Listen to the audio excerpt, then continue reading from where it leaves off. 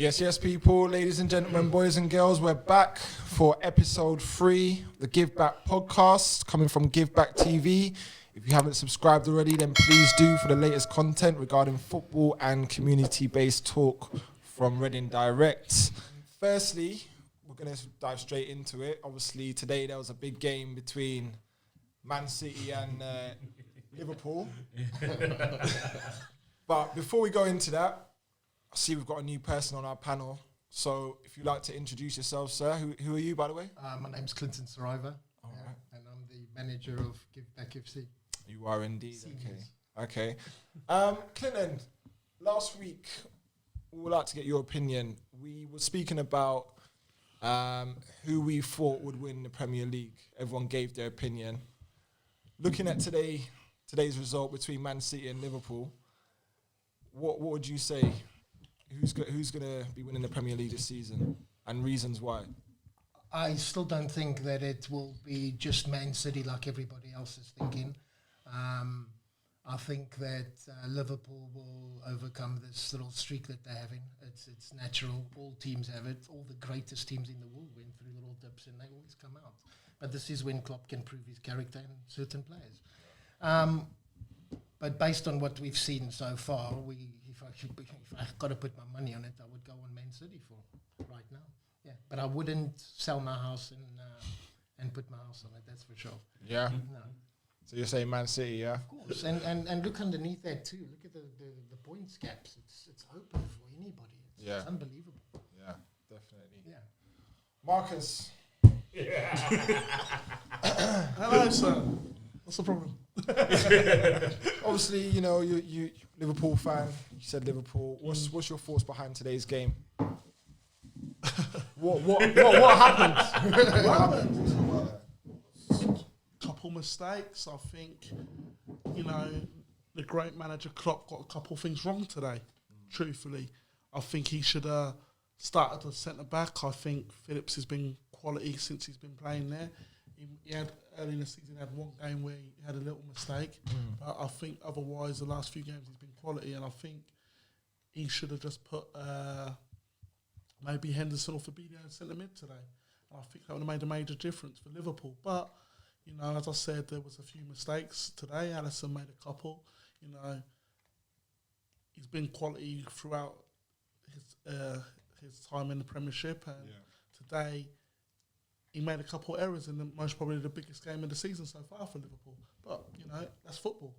People are going to make mistakes. You know, we see Ed De Gea make mistakes every week recently. But De Gea. You saw Ed De Gea? De Gea, yeah. Ed who?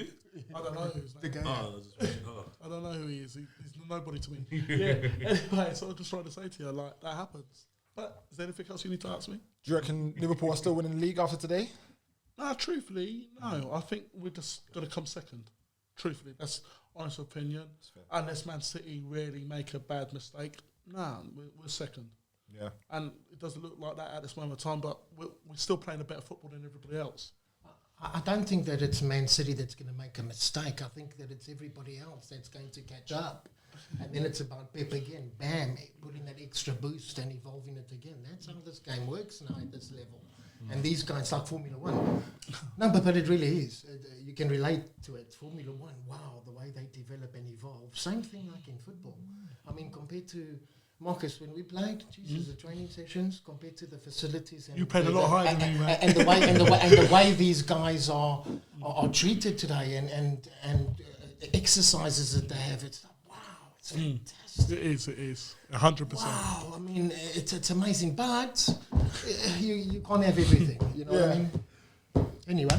I like who he is. You just said Pereira and then you come and reach James. He's up there though. I think it's very, very good, yeah. He's young. But I don't think young. that is Trent Alexander yet in this particular area, which is that last third of that pitch. Wherever this guy is, and he finds it, it's fantastic, superb. Yeah, it's any centre forward's night, a dream. But not only the centre forward, everybody that's making runs into that damn box. When he gets the ball, I want runners in there, and he's going to find you. Now, does he have an off day when the boot's not? Yes. Yes, he does. He's human. That's what happens. But does it take away from the fact that he's been great for, 3 years? And he's come from the youth, right? Yeah, no one's saying that he hasn't Fantastic been great. player. But the thing is, what I'm saying is, obviously, how Liverpool press high in that, he doesn't really get exposed as much. But that's the thing I was saying about the England. Like when we go to the Euros this year now, and he has to play against some of the best wingers in the world, and he hasn't got that team, that Liverpool around him. Correct. He's going to get exposed massively. That's what he needs to work on 100%. But that's why I say he can't be the best right back, whatever, in the world. However, in Liverpool right now, he's exposed defensively because Van the Dijk. Lamborghini's injured. That's The true. Rolls Royce. Van Dijk. No, he's not Rio. He's not Rio. Of course he is. Rio is the Rolls Royce. How many times does he just sweeps it and he just... You've got to respect the man. got No one's saying no. Van Dijk, all-round player. But now maybe you can ask this question: who would I buy if I was one of the managers of the Premiership and I had the dough? Who would I buy for my team that's going to go and he's going to come back? Or even if I play with 2 there and I can make him attack, but he will still come back and he's got enough speed to cover. Who would it be? Kyle Walker. Has to be him. I have to pay 50, 60. I'll pay 65 million for him. I'll pay 67. 34. Because he's going to go. He gives me options tactically as well. Because like that, I can just stay with 2. Like I said, let this guy go do his thing. He can even drop in like that. Yeah. But then what happens is when it breaks down, he's enough. That's what Even it's. at his age. And then the most important thing with Kyle Walker is what's in front of him. You need to put a player in front of him. Mason, but obviously he's not a winger. Rashford's not a winger either. No. He's more of an inside forward. He cuts in off the left. When he plays out on the right, he doesn't look the same player. I think that Rashford needs to learn how to play with Cavani in particular. Do you know what he needs to do? He needs to learn how to run with the ball. I don't think that's a problem with him. It is. Because if you watch his game, the thing that he does the most, and it's so frustrating. Okay, yeah. So he'll get you one-on-one. He'll do that stop-start thing all the time. Players like Mbappe, you see when Mbappe gets the ball, direct going at you. You're calling Rashford Mbappe? I'm not calling him Mbappe. That's what I'm trying to say. There's a difference. This is exactly where you're taking this conversation down the route where it's inevitable for this to happen. Because I'll be honest with you and I'll agree. I'll totally agree. It's a different skill. It's a different breed of footballer. Rashford to Mbappe to Neymar 100%. But that's what I'm saying. If you see players like Mbappe, when he gets the ball, his first mind is attack, stretch you. No, but he's got the art in his mind. He's got the art in his mind. So do you think Rashford's got the same talents as Mbappe? That's the best thing to ask because you keep on putting him. No. He hasn't got the same talent. I think Rashford could score more goals than Mbappe. Could he be more effective? He hits the ball much better than Mbappe. I'm not just Technically, speaking. he is better. No, not technically. No. I'm saying that straight. Technically good. Rashford is when he strikes the ball. It's about How clean he strikes. Yes, he does. Yes, he does. Yes. Does Mbappe hit the ball better than him? Like as clean? We don't know. Herbert the Frog? We don't know. Most probably he does, to be fair. Most probably Mbappe does. Do you see Mbappe scoring 34 yarders? No, but that's how what I'm saying. many does Rashford score? Rashford's Not much. Yeah, he does. You see, Mbappe has too much genius to even try that from He does. He's not He's going got to do flair. that. He's going to beat 3 or 4 and he's going to create something He's got that marvelous. vavavoom. Like, But he's got the vavavoom. He's got that vavavoom in it. Why? But that's what I'm saying. What's puzzling me with that question that you said? Sorry, do you want to? Yeah, no. My thing is, what I'm saying is, as I said, Rashford could learn from someone like him, even though he's older.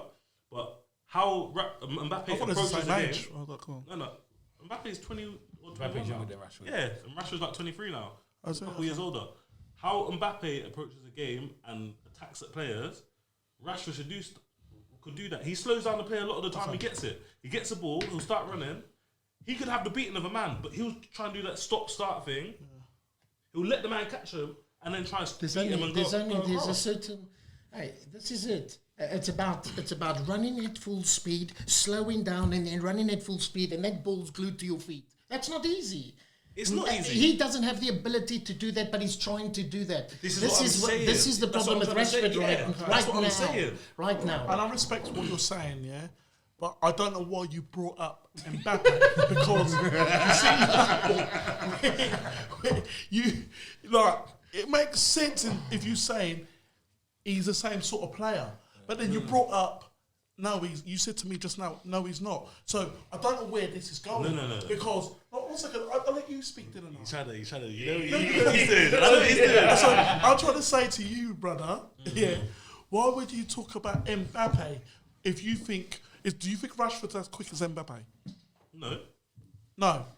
He might not be as quick. He's probably up there as quick, but he's not. I think Mbappe is quicker than him. Not much, but I think he is. So I understand that. So if you think he's got not far off speed-wise, and you say Mbappe does things as in he will kick the ball in behind and make sure people... You're trying to say Rashford's got this talent realistically as well. That's how it's sort of coming across. Yeah. But I didn't say that. What I said is... No, you are saying... I said he should learn from Mbappe. I specifically said he should learn from him and look to see what he does and try and improve his game. Listen to you, D-Roy. We had an argument the other day in the group where you were saying... You said something in the group the other day when you said something like... sorry, this is going to sound bad. So I said to Liverpool's going to come ahead of Man United. And then he turned around and said, oh yeah, the bet is Man United to come ahead of Liverpool. It was no different, is it?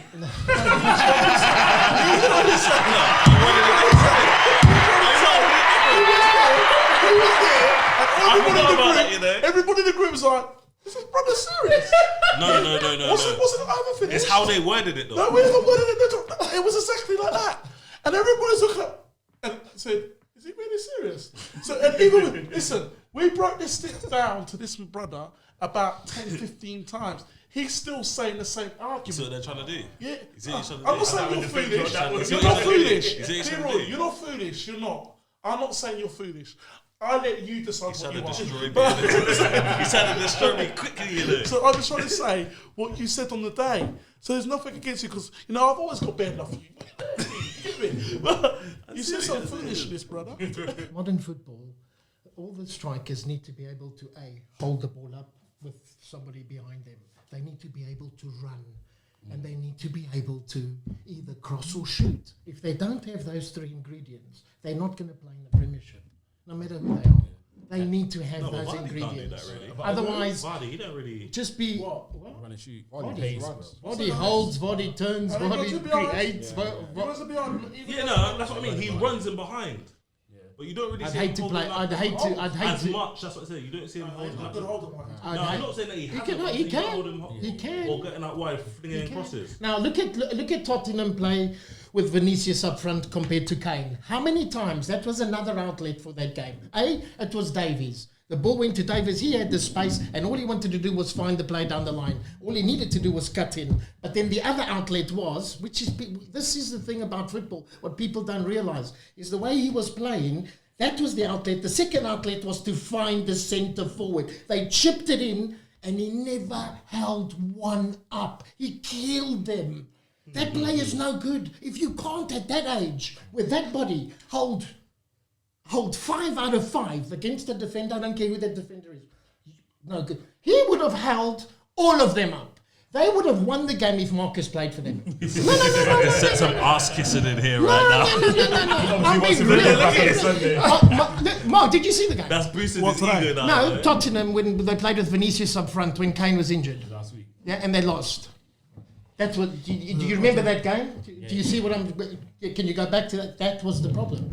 So, and then today you got Kane, and it's coming up in the air, and it's all sorts, and he's bam, and it's down, and everybody's moved up. Oh, the pressure's there now.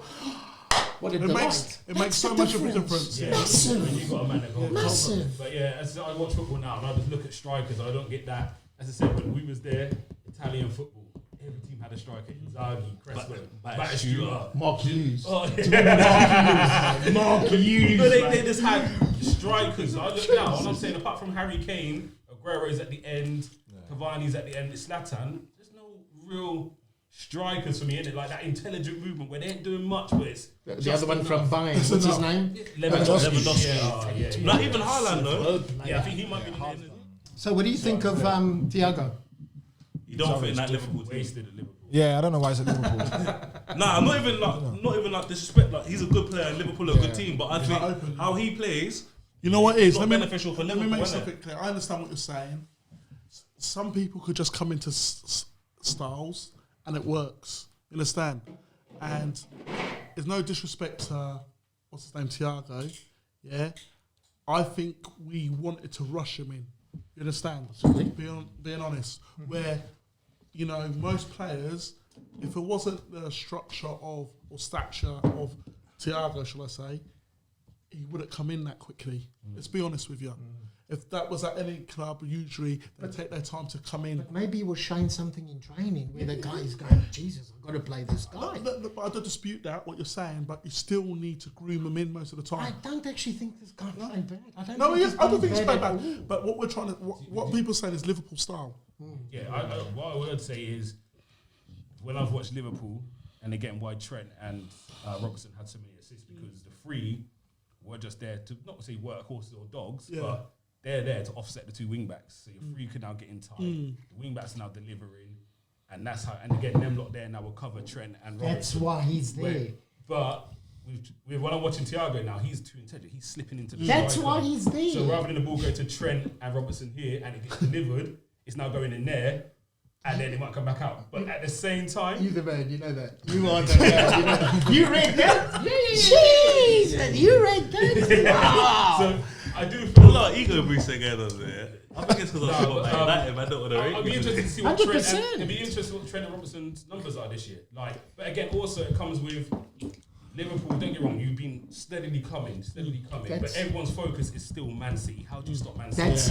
That's Klopp evolving it. Thiago's coming because exactly what he said. They played like that. Everybody's now closing that. This guy's in the midfield and he's there to do this. Play the ball into their feet through the little lines. Because he looks there and he plays it there. He looks there and he plays it. But you see what you're saying there, Clint? Agree. And no disrespect to Liverpool now. Yeah. You know what? Liverpool need a different type of centre forward. Yeah, they need As that. in, you know what? In what you're talking about now, you need a centre forward who can hold them, but also sort of spin his defender. Not necessarily, because he's been doing that. I think the problem is, when it comes into Firmino or to Salah or even Mane, they don't lose it. No, they're too good for that. The problem is there's no runners coming off them. They're too in line. Yeah. And the defenders now know the guy wants to come in, he's got his left foot, and they're defending it. So what should happen is Thiago's playing it, it's coming in, and there's a runner coming off. Yeah. Madison on like a Yes. David Platt back in the day. You lot had that officially, so it's always this evolution that everyone now for the last year is how do you stop Liverpool? You know what? How do you stop Liverpool? How do you stop Liverpool? Why do you think they can't? They lack breaking sides down at times. What do you think it is? The reason for them not to, okay, they're pushing it there, it's on the line, the space is there, and then they try and find it there. Yes, they do that. They overlap there. Yes, they do that. But that sometimes the other team shuffles too quick, and then they shuffle again, and then all of a sudden, Jesus, and then these guys are playing with the goalkeeper again. I think that the speed of their play, it slows down all the damn time because of players' egos thinking, ooh, I'm going to find it. I'm going to be the magician. No, don't be the magician. Just let it, keep it going. Keep it going. That's the difference. Has it slowed down? Or is it just now people are flooding that box? Just absolutely compressing it. Because again, while I watch City, they will open you up with passes. Boom, boom, boom. Even today, was it Sterling, Foden, boom, boom, boom. But they're all there. The cocoon's there. Yeah. Protecting. And there was a lot of Liverpool players there, but they just had that little bit, whereas I think Liverpool's has done more on individual skills. So it would be Salah would get that box in the corner, and rather than it be a clever 2-3 touch and the third man run, it's more Salah would drop, shoulder beat you, let it off, or Mane does very similar, rather than it be we've opened you up with quality football. I would go Salah, or if I'm playing with Pips, I'm going, who's playing on the wing there? Mahrez, and there, what's his name? Sterling. Sterling there. Every time you get it, run at him. I don't care if you lose it 10 times, but that one. But when you beat him, the cocoon's still going to be there. Run at them again, because one of them's going to come out. That's how you create the space. They got to come out. One of them's got to come. But why not do that? The problem is these guys run at them. Oh, I beat you. Let me cross. No, don't cross now. He's gone. Come again. Get the next Are one. you in the area? Yeah. Because what's happening is this guy's going to come. There's going to be something happening, or you can beat him. There's always going to be. And if they do that every time, do you think that they'll break the teams down? 100%. Pep, if you're listening, give me I'll be honest with you. My mom's black. My father's Portuguese. I was born in South Africa. I was born through the apartheid era. So my grandfather, lucky enough, he fought in the war. So they were my mother and them were lucky enough to live in sort of like a more whitish area. Yeah. Otherwise, they wouldn't have been able to. Yeah. So I was sort of like a little bit more privileged than the rest of my peers, unfortunately. You know what I mean? But and I was my career was directly affected through racism, because I was scouted in South Africa to go to sport in Lisbon, and I trained there with Figo and Peixe and all of these guys. And Stop you there. He knows Cliver, innit? So you could drop the fee, but he knows Cliver. So anyway, the joke we have in the group. They're trying to run on me all the time. Yeah. I mean, there was I remember getting on the plane, and there was a collection in South Africa to get me football the at the time. You know what I mean? So I got these. Anyway, so I arrived there, and the coach says, each of us with the ball, and he goes in Portuguese, because I only understood afterwards, but he went, show me how much time you've invested to become a footballer. And he throws the ball, and he says, go. And I'd see these guys start juggling, and you step up, bam.